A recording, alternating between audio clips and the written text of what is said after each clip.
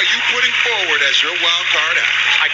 I could have put forward a lot, and then I decided.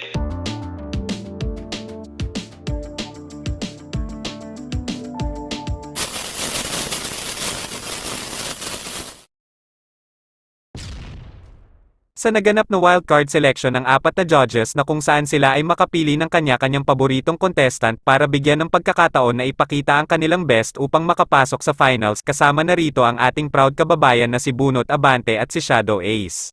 Sa pagkakataong ito ay tinatanong na sa host isa't isa ang mga hurado kung sino sa mga contestant ang paborito sa kanila. Ang unang natanong ay si Hurado Heidi. Did you pick as your wild card? Well, I'm gonna choose someone who I was very sad to see go. Someone that loves fashion as much as I do, but can sew himself. He's an aerialist while he swallows some sports. And his name is Erwan Legaya. I hope I say it right. Erwan Legayar! Yes! Siya pala ang napili ni Heidi upang mag-perform ulit sa finals. Gusto pala ni Heidi ang ganitong talent, medyo ma-action, thrilling, at may suspense. Siya ay si contestant Erwan Legaylord. Ang sunod na tinatanong naman ay si Hurado Sofia kung sino ang paborito niya sa mga contestant at napangiti siya at excited sabihin. Sophia, what is your wild card act? Well, I think it goes without saying that I am going to pick someone from this week. This week has been very, very crazy. And of course, I'm going to go for my amazing golden buzzer. Siya ang napili ni Sofia upang mag-perform ulit patungong finals, dahil sa malamig na boses nito nabihag ang puso ni Hurado Sofia.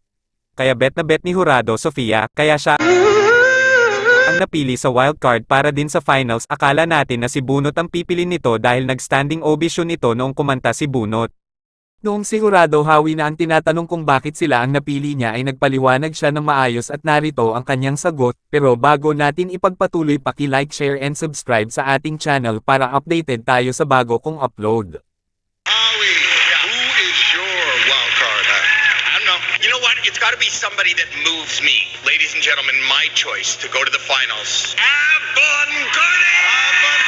Ang napili ni Howie sa wildcard ay ang Avant-Garde upang makita uli at mag-perform sa finals. Ayon pa kay Hurado Howie, sila ang napili niya dahil sa tuwing sumasayaw sila ay napasayaw din nila ako. Itong mga Avant-Garde ay contestant galing Japan na nabigyang ng pangalawang opportunity para ipakita pa nila ang kanilang husay sa finals at baka sila pa ang tanghaling champion. Ang last na tinatanong ay si Simon Cowell kung sino ang napili niya sa wildcard at paborito upang dalhin sa finals para mag-perform. Akala natin na ang pipiliin niya ay si Bunot Abante or si Shadow Ace.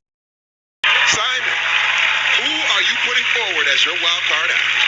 I could have put forward a lot, and then I decided it has to be someone who made the top 3. And one obvious act came to my mind, and this act were heartbroken after they didn't make it through. And I said to them, it's not over yet. And I'm delighted to tell you, my pick is Chioma and the Atlanta Drum Company. Ang last na tinatanong ay si Simon Cowell at ang napili niyang contestant sa wildcard na kanyang natipuhan at paborito upang mag-perform sa finals ay ang Atlanta Drum Academy. Ayon pa kay Simon, gusto niya ang grupong ito ay parang napa-rock and roll siya. Wala na talagang pag-asa ang ating proud kababayan na sina Roland Bunot Abante at Shadow Ace na mapili dahil nakapili na ang mga judges ng 4 na contestant sa wildcard para sa finals.